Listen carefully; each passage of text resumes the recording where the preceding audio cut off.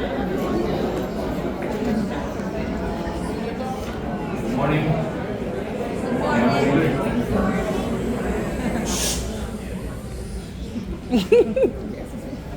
They were in school.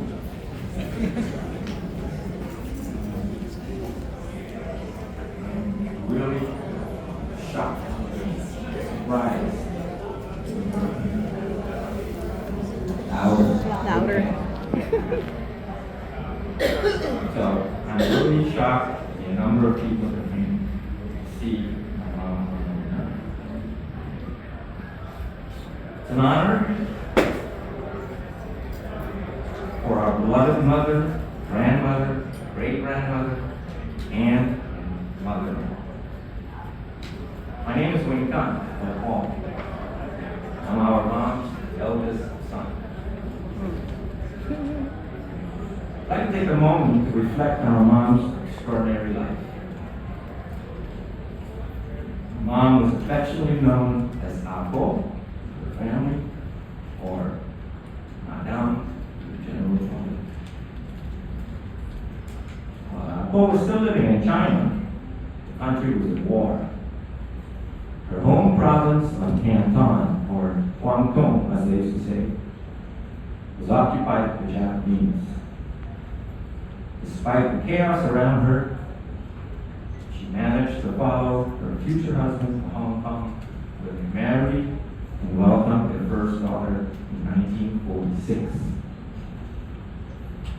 In 1948, after a 5-week journey on boat, train, and airplane, Apo arrived with her daughter in Eldest to join her husband. He had gone ahead to prepare for his new life, new and better life together. They were both employed in Oranjestad at the Oranjestad Laundry on Wilhelminastad. Our parents had 5 more children between 1949 and 1957. In 1958, the family moved to St. Nicholas to start a long laundry. Tragically, Poe's husband died 2 years later, at a very young age of 45. She was now a widow at the age of 38 with 6 children, ranging from 3 to 14 years old.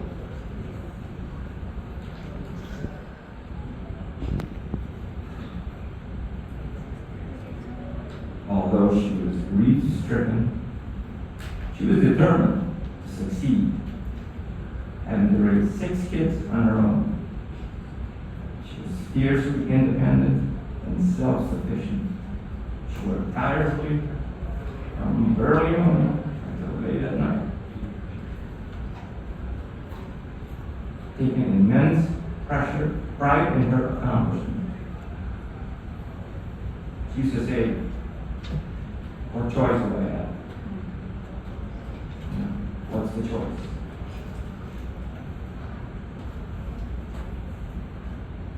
She had a strong spine.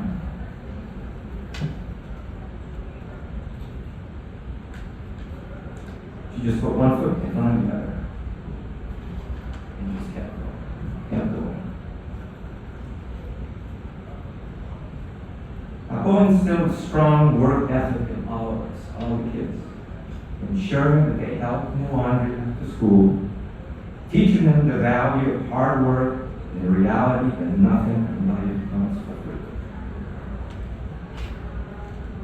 She herself had very little formal education, but she emphasized taking education seriously. And always stressed the importance of getting good grades. She didn't brag, but she was quietly proud of her children's achievements. More so because she was never able to offer us any help with schoolwork due to the language barrier.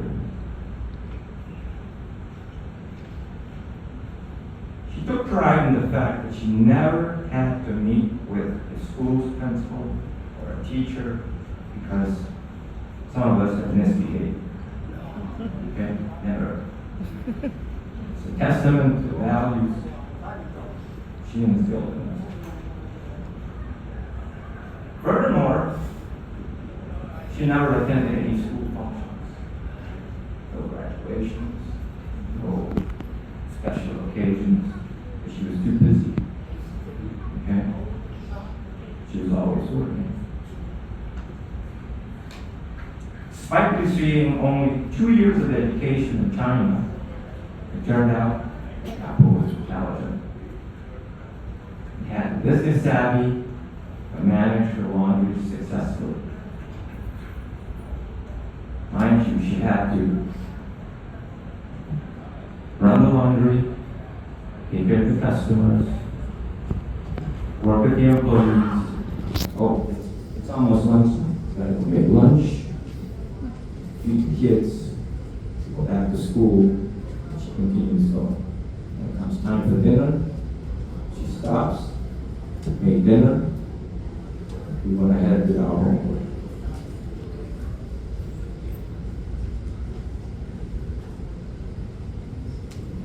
So, here she comes from China. She has only 2 years of education. She had to develop a working knowledge of Papiamento, English, and whatever else she needed to make it happen. Just as we had to in Chinese with her. Okay?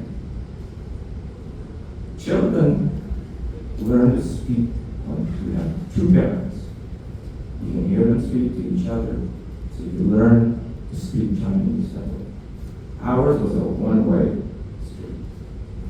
So, conversations, she did the talking, we did the listening. We had to go, I think I know what she said. And as time went on, she would repeat things, and you go, I think I know what that means. So, a lot of times you had to sit there and think, what did she just say? You know? And finally you go, oh, okay, I know now. Oftentimes, in the laundry, I remember, there was a wall at the counter. She would take her abacus out. You know what an abacus is, right? Little tool that you use. Well, she would challenge us. And say, okay, let's do this. And she'd say, you ready to go? And then she would start. I'm done. She'll always beat us. Okay? Always. So she learned how to handle money. She had to learn gilder. Remember back then it was a gilder. She had to learn how to make change. And I remember her teaching me, because I used to get this money, look at the bill, and then in my head go, okay, subtract that amount from the money I got. Let's see how much change I got to give her. She said, no. It's an easy way to do that. You count up. Whatever the value bill is, you start adding to it until you get to the amount that you were given. Okay? It's a lot simpler that way. Rather than saying, okay, subtract. All the result, I take the money out. So she had that kind of a common sense. In the laundry, she had to handle laundry tickets. She didn't know her alphabet. So we had to teach her that. She was determined. And every free moment she had, she dedicated it to memorizing and writing her ABCs over and over.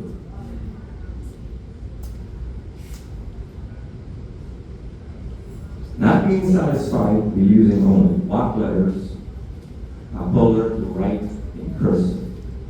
The reason she did that was she needed to sign documents, legal documents, and putting a cross is unacceptable to her. So I know in that school system, when I went to school here, you got something called strafwerk. Remember that? So she would practice like strafwerk. She would write her name over and over, line after line, page after page.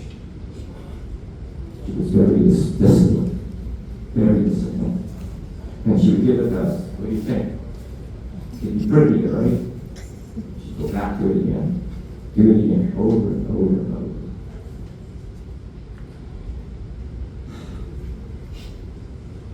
What I lacked in formal education, she made up with an abundance of common sense. Her mantra was, save your money. Don't waste it. Put it to good use. No. She practiced what she preached. She saved money and invested it in fixer-uppers, what we call fixer-uppers. Buy a small house that needs to be fixed up. She'd go over there and say, "Madam, go paint." I go paint. What do you mean to paint? And then she'd come by later on and check at me. I go, "What's up?" She said, "Well, I just want to make sure you're still there." And then take off on my bicycle. And later on my Roman. Yeah, she came from very humble beginnings. She was frugal to a fault and hated to see waste. If we left even one grain of rice on a dinner plate, she would remind us of the farmer who labored hard to grow that rice. Okay? So that meant don't waste anything. Yet, Papa would also be very generous. She periodically sent money back to her family in China and in Brunei.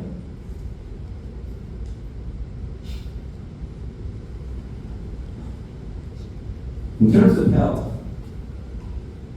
Papa was ahead of her time in matters of health.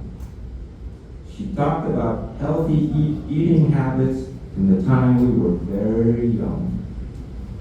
She always told us, don't overeat. Eat more green, leafy vegetables. Eat more than eating meats. Eat fruits that are easily digestible. Avoid soft drinks. Soft drinks in Chinese is tim sui, sugar water. Avoid soft drinks. Eat fried foods. Sugary stuff like candies and pastries. She was simple, so simple foods, simple stir fries, very simple seasoning. If there was any beyond soy sauce, okay? A little bit of salt, lots of garlic, and a little bit of, what do you call MSG? Betsin? She would take a chopstick, wet it, and just touch it, and then put it into the food. She said, that's all you need. Too much is not good for you. Mind you, she was talking about MSG before MSG became a no-no, way ahead of her time. It's no wonder she maintained the same weight her whole life. She always stayed slim. She ate just enough food in her belly, go back to work. So she was on her feet throughout her working years.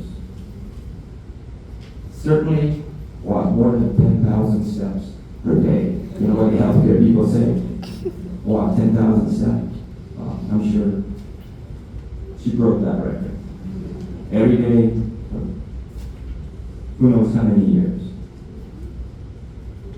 Even when she retired, she was known to walk around her neighborhood just for exercise. Or in her yard, using her walker, okay? When she could push it. When she couldn't push it, she picked it up, put it back down, picked it up, and took a step, put it back down, and there she goes, up and down, or holding onto the wall, okay? She was determined and stayed active.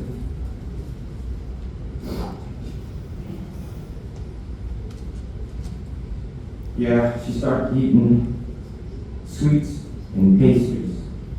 That was just recently. I guess at 100, you're allowed. I think that's why she lived to 100 too. I also say, hard work won't kill you. And she lived to 100 too.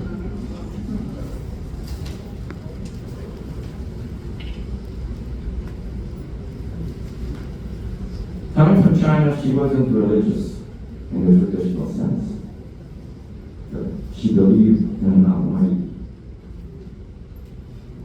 She will always talk about that. Xiang Dai.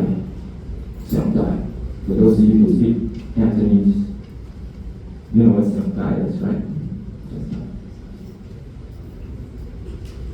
Always reminding us to do the right thing because the Almighty is watching. She didn't feel the need to attend church, and she believed that faith was personal and from within. I want to mention a little anecdote about religion. I don't want to offend anybody here, but I remember one Sunday, it's past time to go to church. It's a Sunday. She says, "Hey, Don, what are you doing in bed? Aren't you going to church?" And I said, "No, I don't feel like going anymore." She said, "Oh, okay. Well, you don't have to go, as long as you believe in the Almighty." And I went, "Yes. I gotta buy, I gotta pass." Yeah, she loved to travel. She visited the United States, Europe, and Asia multiple times. Locally, she loved going to Baby Beach. She would just wade in the water, in the surf, sit in the sea at the edge of the surf, but, fully clothed. All her clothes on. No shoes. Why did she do that? Because she liked the feeling, as she would say, hamsu, salt water on her skin. She liked the feel of it. One of her other favorite pastimes was casinos.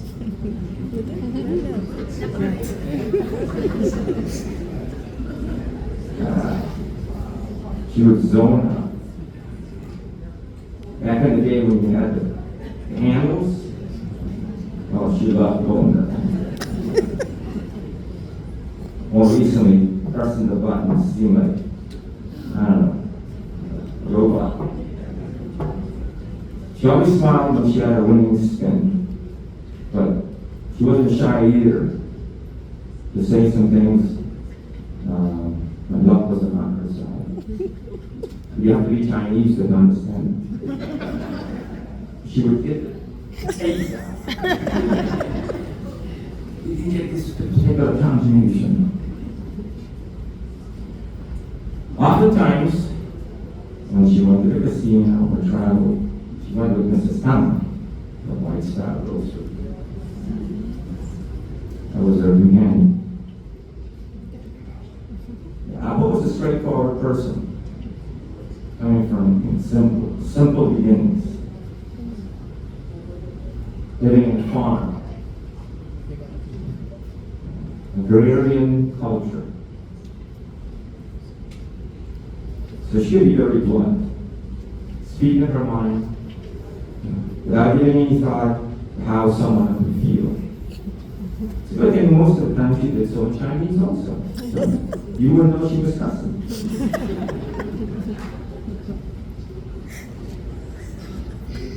When Apple first saw a tattoo on her grandson's arm, you know who you are. She insisted to go to the shower and scrub off the soap, not realizing it was permanent. She was a remarkable woman.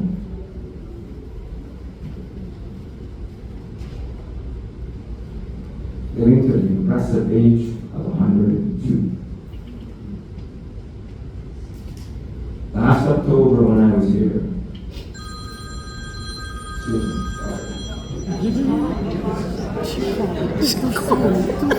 that's the Almighty God.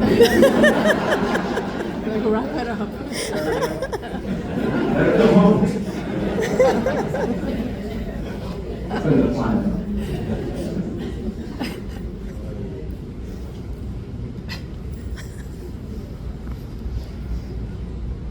Last year when I was here visiting her, and I noticed how she was starting to lose her memory.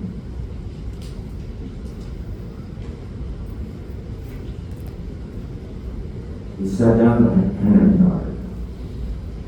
Nice shade, Aruba breeze. She mentioned to me, she says, I'm ready to go, but Almighty's not ready. She said, well, I think I might live 2 more years. Tops. But definitely 1 year. And she was about right. October this year would have been the 1 year. So saying goodbye is not easy, it's necessary. Part of life. And we are truly grateful to the privilege of having shared our lives with her. She'll be forever remembered in our hearts and our minds. We love her. A lot of people came here today. People from Sunny Plus, Ryan Scott, and everything in between.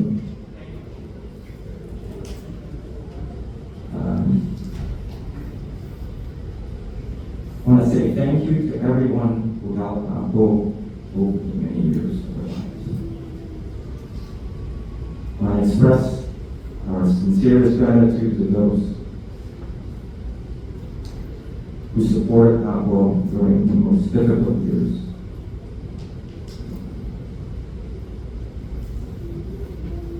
When she first lost her husband.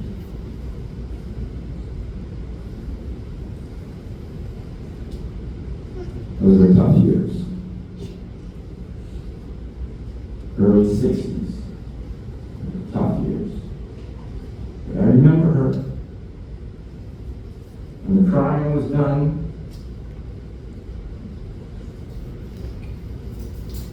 her whole outlook changed. And it was basically time to move on. So she probably outlived a few of those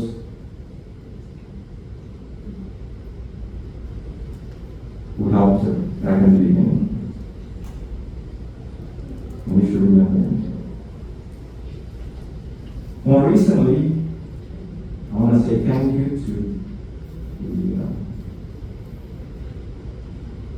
the personnel at Amelia Care Services who gave her the TLC, dental care, she needed during the last 12 days of her life.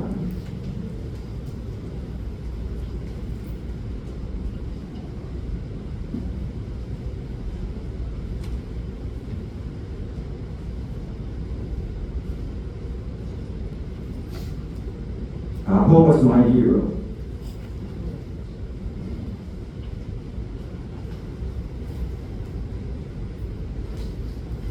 She came from humble beginnings. found the strength to persevere and endure in spite of overwhelming obstacles. She went over or around it. She taught us right from wrong. She inspired us to be better, to work harder. She paved the way for us to have new opportunities, freedoms, and experiences. She instilled in us to not be envious of others. You work hard, you'll get there. She set a good example for us to follow. She was a good person and the best mother.